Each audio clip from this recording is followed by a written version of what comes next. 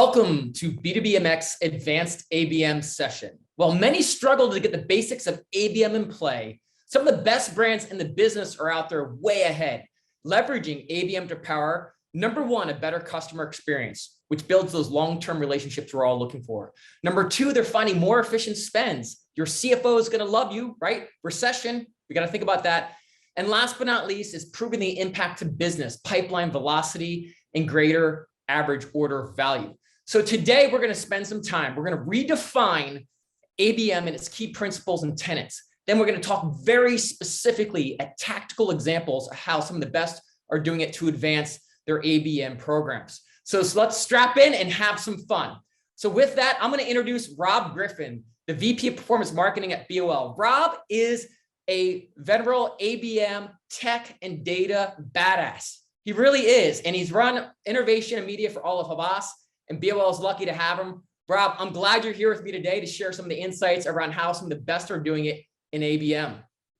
Well, thanks for having me, Thad. I'm excited to be here and have this conversation today. As you know, ABM is a super hot topic and of interest to me. For the audience here, I'm here along with my fearless leader, Thad, who's CEO of Business Online, visionary in the space of B2B. He's been at the helm of BOL now for 20 years.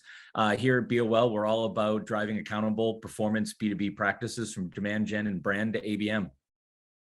Fantastic. So let's start this session by redefining what we believe great ABM is and talking about the philosophy. So with that, let's just talk about how we define it, right? And advanced ABM isn't about maximizing your CPL or decreasing your CPA. It's about identifying and engaging your ICP through the AIDA funnel, progressing from MQL to SQL, and ultimately, yes, to SAL, while ensuring your CTA is relevant so you drive up your LTV.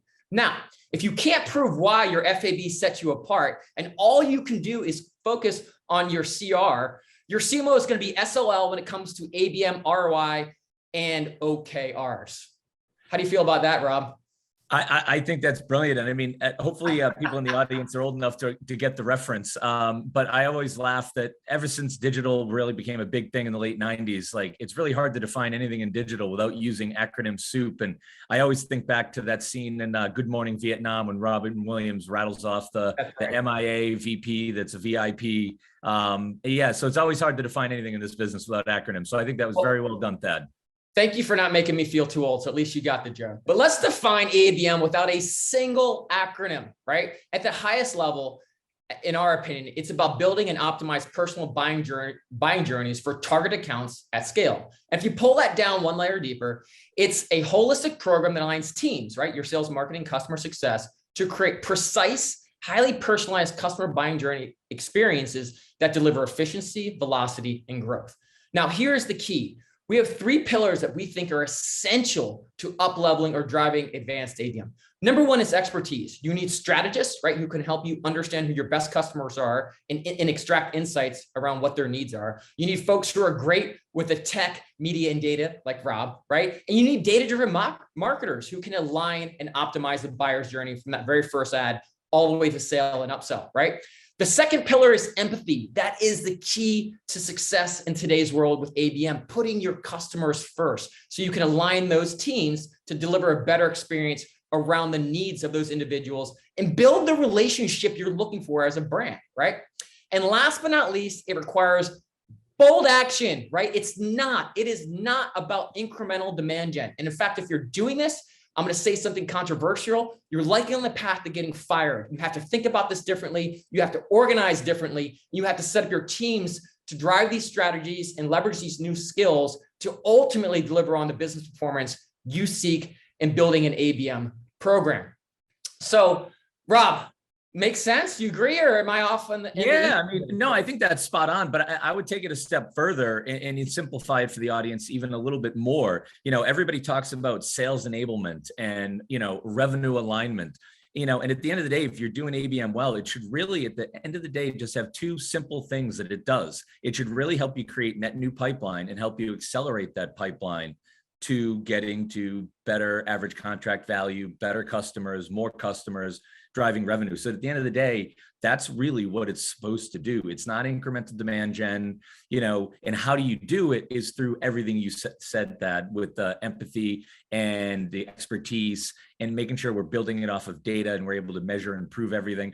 But at the end of the day, again, for the audience, I think it comes down to two simple things. Like anything you're doing with ABM, is it helping create net new pipeline? Is it helping you accelerate the pipeline? And if it's not doing those two things, you're not doing ABM right. That's right. I love it. And I think the other thing that's important, and I know we know all those statistics, and these statistics come from Forrester and ITSMA, which is essentially letting us know that number one, 97% higher ROI by incorporating ABM than any other marketing technique, right? 87% of ABM initiatives outperform other marketing investments, according to the ITSMA. Budgets are growing, as we know that, and 84% of ABM marketers saw an improvement in reputation and increased engagement with the brand and the business. So we could go on and on because we know how important this is. But the challenge at hand is, why do brands struggle with this so much? And for the past eight plus years, we've realized what's holding a lot of these brands back. And in my opinion, it comes down to two fundamental areas. Number one is a lot of brands are selfish or leveraging their old ways, right? What they want the market to know of their brand, their product, or their service, versus an empathetic approach, like I mentioned before, around understanding the needs of your buyers throughout the buyer journey.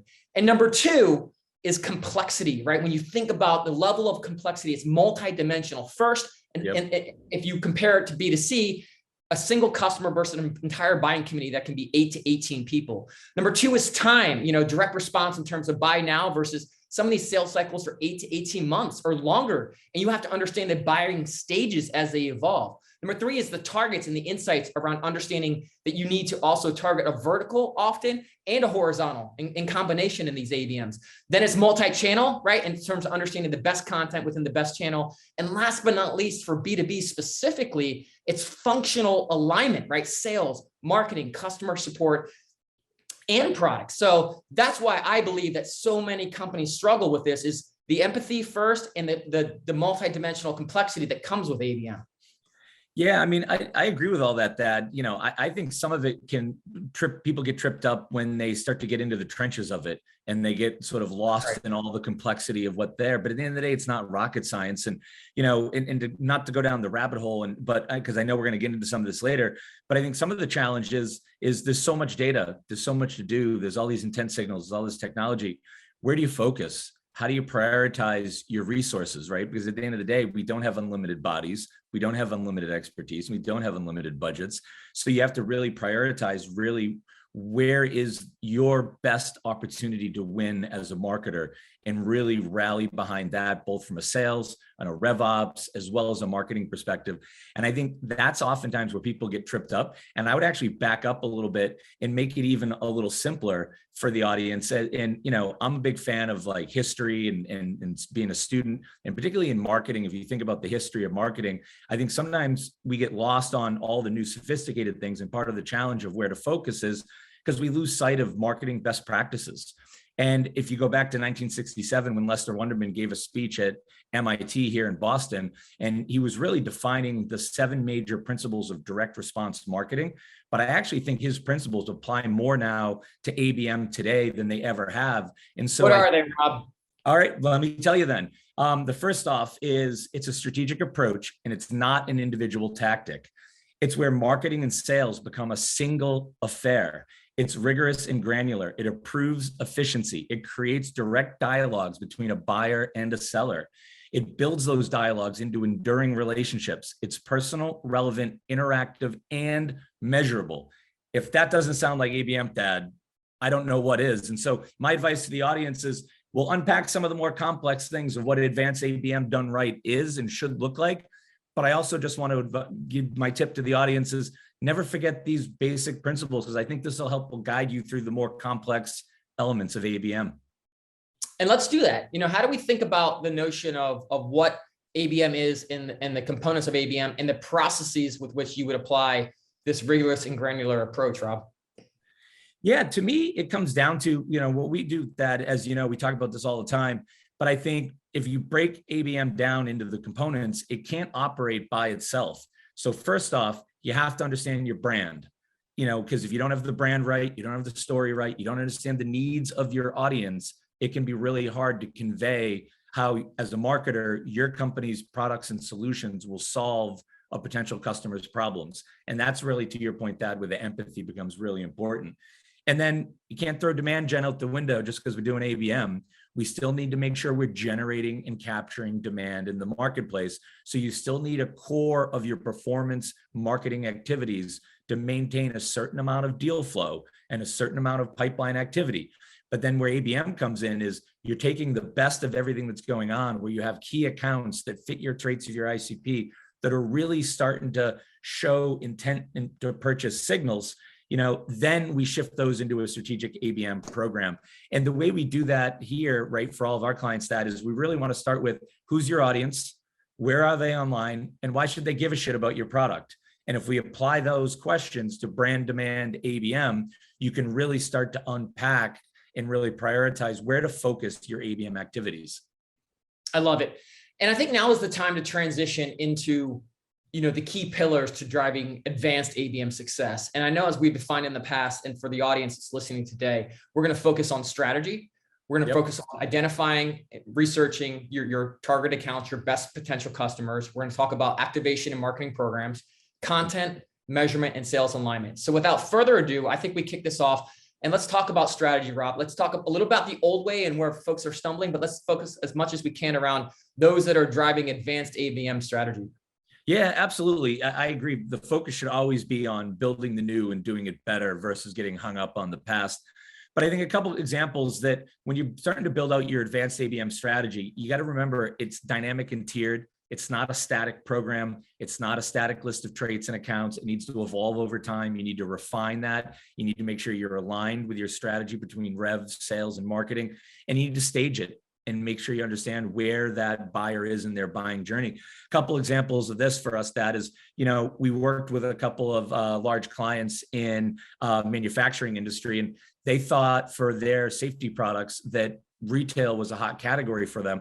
But when we really synthesized qualitative inputs from sales and quantitative data out of a closed-won analysis of their account activity, they had Amazon as a client. And that was such an outlier that if you took Amazon out, retail and a lot of the companies within their ICP traits didn't match that category. So that really helped us shift our focus and our strategic approach sort of going forward. And we worked with another client that sold insight software in the marketplace. And they thought one of their traits for their ICP was revenue of $2 billion plus companies. But when we got into the data and we really synthesized the insights, we had to strategically pivot our approach, because what we realized is their sweet spot was not 2 billion plus in revenue. It was really 500 million to 1.25 billion. So again, that really helped us frame and focus our strategy. Well, and what I love about what you just said, Rob, is the fact that you're taking a very much a data-driven approach. Often in B2B organizations, we're so sales-driven and we're reliant upon the relationships of the sales team to tell us where we should target and where we can win. And that is the old way. The new way is saying, no, what does the data tell us? What is our best opportunities to win? Where are markets shifting? Where do we have the wind at our back? And where can we win our best accounts? And taking that data-driven approach enables us to find new pockets of opportunity to target versus the old way of just crossing our fingers and hoping that sales is right. I love that. Let's move into our next category, Rob. Let's talk about measurement and how we prove the impact, or like we like to say is perish. If you cannot come back to the CFO and the executive level and show them why ABM is moving the business metrics forward, you're in deep trouble. So let's better understand what the old way is, but more importantly, the new way of measuring advanced ABM, Rob. Yeah, I mean, the measurement piece is really critical, and often it comes at the tail end of a presentation and gets rushed through it. And it's an internal joke we have here at BOL with the analytics team, but it's really, really important. And I think the best advice I can give to an audience, and we go through this with a lot of clients, but we just recently went through it with a client that's kind of in the media business, and they provide data services and insights to publishers and large advertisers, is that we had to help work with them and create a step measurement program where not every goal or metric that we want to track should be a lead generated. We need to really think about metrics against the top of the funnel and make sure those metrics are directionally driving mid-funnel metrics and engagement KPIs and activities. There's a lot of really creative ways you can use conversion goals within Google around time on site, pages viewed post-click, and really show the progression of that engagement to getting somebody engaged at the bottom. And if you stage those measurements against the the buying sort of process and that buying journey, you can really create better insights. And for this particular client, we're also able to then take that a step further and really start testing, direct path to conversion with gated assets and indirect path to conversion with ungated assets, and really track the free efficiency and the effectiveness of the overall program, which we wouldn't be able to do without a staged-based, stepped approach to measurement and KPIs. Yep, I love it. And I think, I can harken back to an existing client of ours who's a multi-billion-dollar manufacturer who was very skeptical. The executive team was very skeptical around the potential results for ABM, and having measurement in place to understand all the way from top of the funnel to, marketing qualified accounts, all the way down to, pipeline opportunity generated, 3 closed won deals, over 1,000% ROI, and multiples of millions of dollars being driven from this ABM program was essential to the success of it living beyond the first campaign, if you will. And when you can get to that level of understanding business impact, you're in the driver's seat. You get to make, some calls. You get to procure the budget and resources and respect you need to move this thing forward in a much bigger way. Yeah, I mean, the only challenge we have there, and we see this all the time with our clients, is a lot of times, marketers will understand that. And this is where empathy comes in, not just for our clients, but even helping our clients get better at advanced ABM. It's a big commitment. It can be a little daunting, a little scary. You can't start an ABM program and then 8 weeks in, look at the amount of leads you got and compare it to your demand gen program and look at your cost per leads. You got to see this through at least a full sales cycle to really understand the true impact of it. And that's where getting the measurement up front is right, because that way, when a marketer makes that commitment, and it is a commitment and it can be scary, when you come out the other end, you're going to have the data at your back to prove that this was the right thing to do. And so that's one of the challenges we have. And we always try and push our clients to make sure we don't rush in too quick and we get that measurement right out of the gates. Yeah, it is exactly right. And I think, another key area that a lot of folks tend to miss on is truly understanding your target accounts, who you should best go after, right? Who are going to be not only those folks who are going to move through the buyer's journey and appreciate the value proposition you deliver, but stick with you longer and buy more, right? And that's such an essential part to doing ABM well. So let's press into this even another layer deep, Rob, and talk about target accounts. How have folks been doing it in the past, and what are the best of the best doing in the future? Yeah, the TAL one's an interesting one, Thad, because particularly if you do the strategy right and you synthesize all the qualitative research from sales and you verify that and bounce that off of the quantitative insights that you get out of a closed won analysis. The biggest pet peeve I have, and, I'll quote George Carlin here for a second, right? Because this is the borderline at the risk of, right? We need the beat button. Right. But no, like everybody appreciates your honesty until you're honest with them, and then you're an a-hole. Right. And it's one of George Carlin's best lines. And, and I say that to kind of buffer myself a little bit. So I apologize to the audience, but one of my biggest pet peeves, and I challenge everybody watching this right now, Thad, is go look at what you think your targeted account list is. And if you're looking at a list that's in the thousands or tens of thousands, it's not a targeted account list. You're looking at your total addressable market. That is the biggest challenge of really getting down to your targeted account list. And then even within your targeted account list, you have to sub-segment that down on ones that are in market, ones that are showing the most intent to purchase, the ones that are engaging with you the most. So the biggest challenge with a targeted account list is that the old way, they're too broad, it's too simplistic, it's almost firmographic data that they just lifted from a demand gen program. And what you really need is to make sure you're penetrating a buying committee. You have the right personas. You have the right measurement in place so you can really get at the intent, because that targeted account list really needs to be dynamic and fluctuating based on increased buy signals where you want to double down on them. And then particularly if you have a government client, we went through this with some clients because those government contracts get awarded at certain windows. Well, if that window's come and gone, well, I want to take those government accounts and move them into a demand gen program where I'm targeting them at a government verticalized level to stay in front of them. And I don't want to put them back into my ABM program until I get next year when I know those contracts are coming up for bid again. And so that's where those targeted account lists need to be dynamic and fluid all the time. And so my best advice for everybody is really prioritize and have really focused targeted account lists, because that really will help you personalize, optimize, test better, do conversion rate optimization. And if it's too big, you can't really do any of that advanced ABM activity. And so you hit one of my hot buttons. I don't want to ramble on too much on this, Dad. It's a super hot button, and you've got to be specific so you can actually build a buyer's journey that meets their needs, right? As opposed to trying to keep it so broad-based and crossing your fingers that you got it right. I love it. But, okay, so now we've identified some more of the advanced ways of going after, or excuse me, of identifying your target account list. What are some of the ways of activating it? How do you reach your best customers in the real world? Yeah, I mean, that comes down to really smart media planning, right? It's not about outspending. It's about, again, if you have the targeted account list broken down right and you understand your vertical priorities and you've done a good content gap analysis and you know what we want to say to them and why they should care. Now we have to put in the due diligence to understand the channel mapping of where are they, weighting those channels based on what we think the goals are from top to middle to bottom of that funnel. And we recently did this with one of our publishing clients to really optimize and plan at a portfolio level. If you think about it, like your investment in your retirement savings, you don't put all your money in one stock. You have a portfolio of stocks and you manage it at the portfolio level.